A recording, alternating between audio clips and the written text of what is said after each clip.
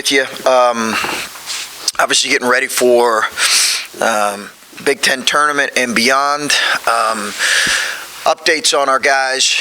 Kyle will be out for Thursday's game. That's really all I can tell you right now. I'm not sure what will be beyond that. Zed will be a game time decision, and we'll know more after we have a chance to have him evaluated today. Obviously, consistent with throughout the year, Justice is out as well, so everybody else will be available. Well, Chris, after the way the regular season ends, and we know what record you guys bring into the postseason, what does it take for the team to flip that mental script and to, I guess, come into the postseason on a better, maybe mental state than everybody seemed to be in on Sunday? I thought, last year we struggled there at the end and won 3 games in 3 days. So I think it's a lot's made of those things. Certainly we'd like to be healthier at them, and also playing a little bit better. But, I think I feel confident in this group and what we can be. And, we've played in 3 Big Ten tournaments and we've won 4 games. We beat Indiana in year 2. Obviously, no Big Ten tournament in year 3. I got to the Big Ten championship last year, and then Penn State beat us in our first year. So I think we've done some good things in this particular tournament. Is that what you're talking about, the Big Ten tournament? But obviously, it's important for us to get healthy. And when you've talked as much as we did post-game about defense and trying to improve on that and that end of the court, when you have a couple of days to practice that you haven't had in a while, are there things that you feel like you can address in between Sunday and Thursday that you haven't had a chance to? Yeah, we're certainly trying to. But we've had some guys out of practice too, so that's impacted things. But we certainly are looking at addressing some things, and I think did that some yesterday. We'll see how today goes. I know fatigue has been a factor, obviously, and maybe besides the guys that are actually injured or out or game time decision. Do you feel like you've had enough time to maybe get refreshed a little bit before heading into this tournament, or not as much? No, I'm not saying. I wouldn't necessarily say that. It's not like it's been that long of a time off. We did give a Monday off. Listen, our guys may have been fatigued in some of these games. Certainly it was an unprecedented string of games. The only game that I really felt like it was a significant factor, I think our staff would feel differently. They felt like it was a factor in more games. But the one game that I really seemed to notice it was at Maryland. I thought we just really lacked a lot of juice there. And perhaps it was evident. I just didn't maybe notice it as much as maybe our staff did. So our guys did get Monday off. Yesterday we went hard. And today we'll have a good active practice. Obviously, we don't play till 9, and we don't know who our opponent is. Both teams are good teams. We've had really close games with both Minnesota and Penn State. Penn State, it was a 1 or 2 possession game in the last 2.5 minutes here, just at the end of January, and I believe Minnesota was up at half here, and obviously it was a close game there. So playing teams for a third time that are obviously good teams, well-coached teams. So it'll be a challenge. It certainly will be a challenge in this first game for sure. You mentioned playing one of these teams again, and Penn State, I think the first year they were a thorn, right? Yeah. And you've seen these teams before, but how difficult is that, or in your history of coaching, in that first appearance? Because sometimes you start off with a bye. That first team can get the confidence going when they just win one game, and they've only played one game. They're still pretty fresh. Yeah. How quick do you have to kind of lock in with everybody? Yeah, no, it's really important. It's really important that you come with the level of aggressiveness and quality of play. Last year we benefited a little bit because our first 2 games were against teams a team that had beat us, but we had only played once, and it was Minnesota. It was early in the year, and we were able to make some adjustments the second time playing them, and played really well. And then Purdue had beat us twice, and we beat them, and Michigan had beat us once. And obviously we beat them to get to Illinois. So I think it's this year it's a little bit different, having played a team that you've beaten a couple times, and who's also coming off of a win. So I think it's important that we stay aggressive and play really well, and understand it's going to be a really challenging game. I think that's a mindset as much as anything. Obviously, you didn't want your season to go like this. You described some of these. No, I wouldn't say that. I didn't. The last week was a struggle for us for sure. Oh, well, what I was saying is you've described some of these stretches as kind of tournament-style stretches of games and things like that. And I'm curious, does that give you guys a little bit of a, I don't know, an advantage, knowing kind of what that's like, what those stretches of games are like? Or? Yeah, we'll see. We'll see. You know, what was it, 10 games in 20 days?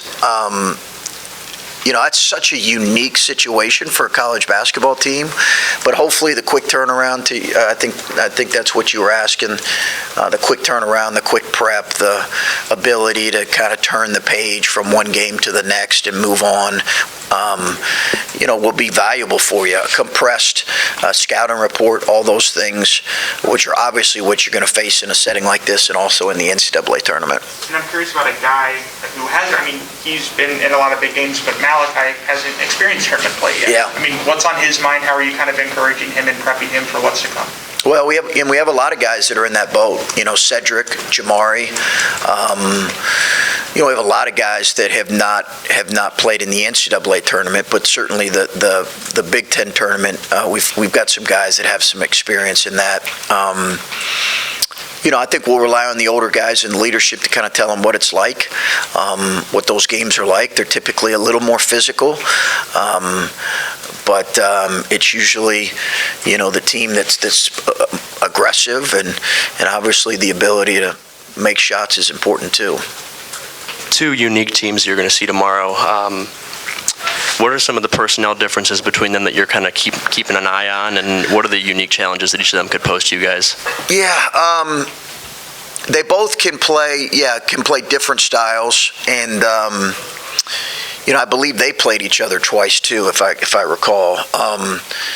You know, they both just present different styles. They've got really unique matchups there for us to attack, and I think with Penn State, they played in a lot of really close games, and so is Minnesota for that matter. And but I think that they can really make it difficult for you because they've got a couple guys that can individually go off and get between 20 to 30 points.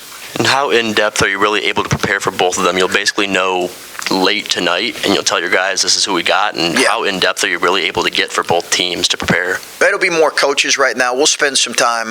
I think it does help that we play both teams twice, but our focus will be a little bit more on us trying to improve in some areas we need to improve in here yesterday and today.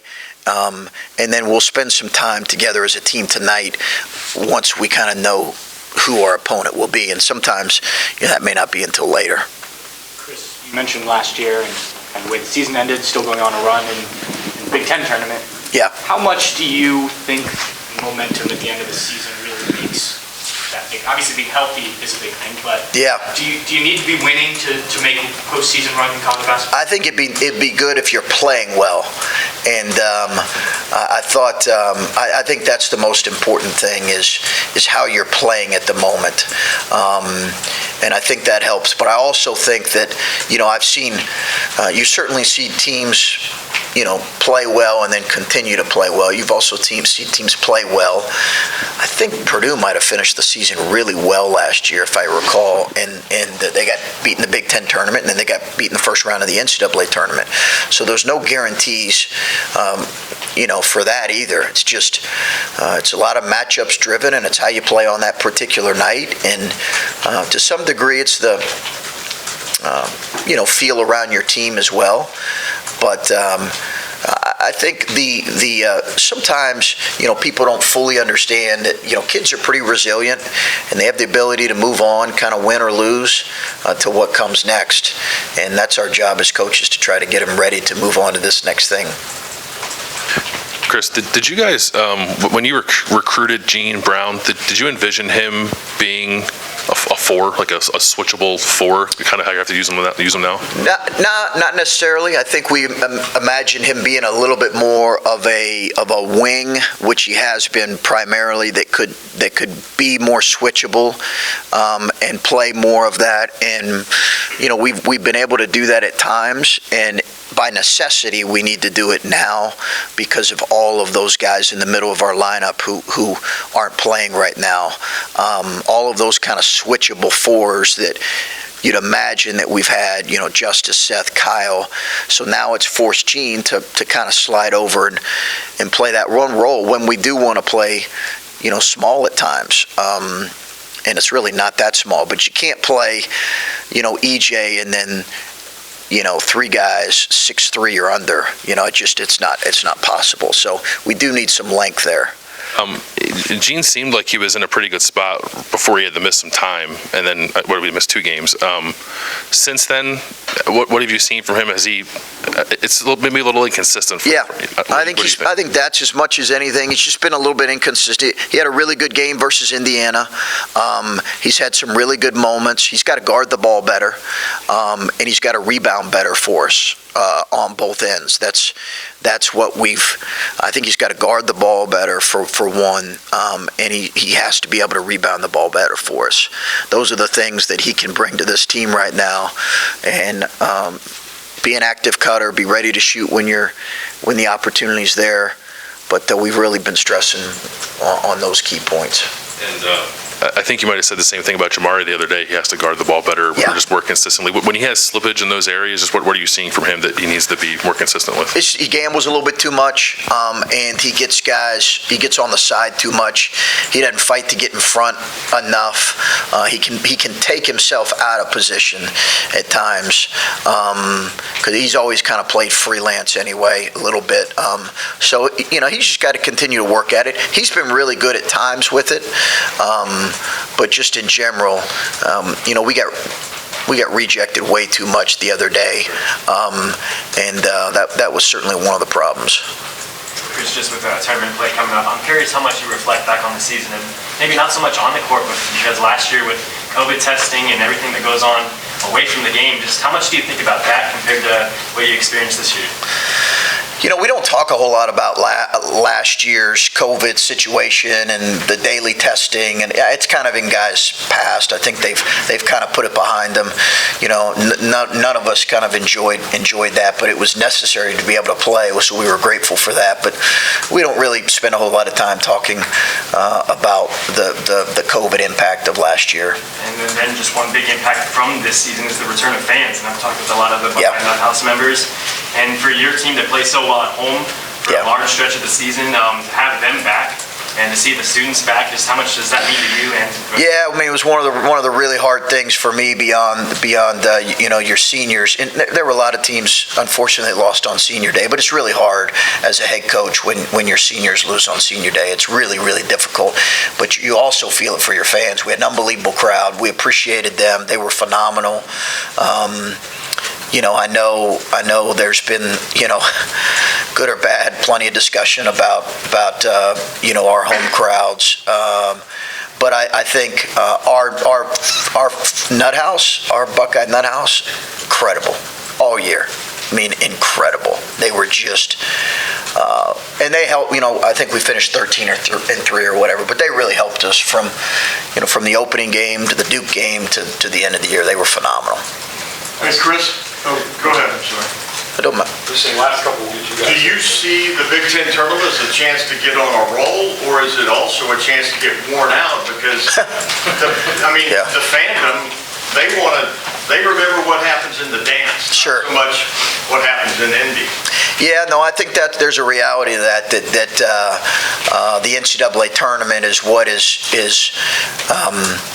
most remembered, really, in some ways about your season. Maybe there's a couple games, Clay, that people remember, the Duke game for us or whatever, or a disappointing loss.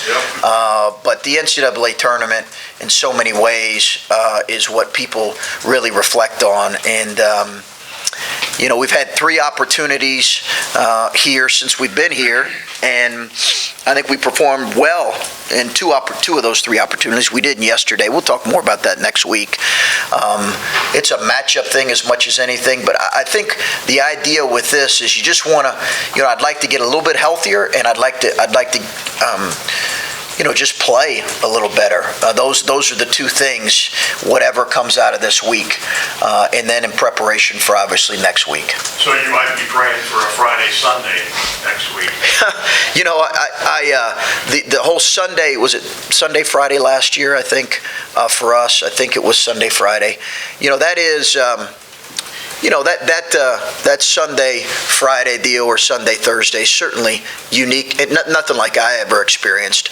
And coaches, if you were to gather them all privately, they'd all have their opinions about the benefit of conference tournament play and how that plays into NCAA. And a lot of them would have very strong opinions. It's never going away. It's never going away. No, I think, Clay, you know why it's not going away. So, yeah. Because you were talking about Gene a moment ago, and the missing those guys in the middle of the lineup, and I keep thinking about Justice and the impact he would have made on this team, and looking at his defensive rebounding numbers last year. Where are you as far as trying to find someone who can give you some of that from his position? Because it seems like for some of the offensive rebounding issues, he might have been able to negate some of that. We've looked at Justin some. The physicality, I think, is something he's got to continue to get used to. But I just, we're somewhat limited there option-wise, Adam, just with what we talked about. So, the challenge is Gene's got to continue to grow. And I think we might have to look at playing bigger at times than what we had thought. You're constantly racking your brain to figure out, okay, in light of all these absences we have here, how do we find a way to maybe put our best players on the floor? But you also don't want to put your players at a disadvantage too. So, we'll continue to think through those things, and hopefully can get a little bit healthier, with Kyle in the coming, week. One more with Spencer. Chris, you talked about something earlier that kind of caught my ear. You said there's a difference between winning and playing well. Yeah. Playing well doesn't mean always winning. Yes. You guys played really well against Purdue at their place. Yeah. Didn't come out to win. When you go into a tournament setting like this, and you know that it's win one or you go home, you got what should be a winnable game in the first round, and then you got to play Purdue again. How do you evaluate, especially when it's win or go home, that you're playing well enough to go into the NCAA tournament, but that doesn't always mean that you're winning the Big Ten tournament? Yeah, no, I think there's a reality to that, but I think the biggest thing for us is how we're playing, and are we improving in some of those areas we've talked about, and that doesn't mean that again, we've played well and lost, and we played poorly and won, and the standard is how we're playing, and I think that's what we're trying to evaluate. Listen, we know that this tournament every game will be a challenge. That's the reality, and we're taking this first bracket as. Obviously, we'll see who wins tonight, and we'll go from there. And we know that will be a challenging game tomorrow at 9 o'clock, and then we'll go on to the next matchup if we win. Is it kind of an advantage for you to not know who you're playing? You can just have your guys focus on themselves this week? Maybe. That's one way of looking at it. I suppose that's possible. I think you can get a little bit too focused on other teams this time of year. So that might be the case. But I think coaches, if they had their preference, would probably prefer to know who they're going to play. I think obviously we'll know that on Sunday moving into the tournament. All right, guys, thanks.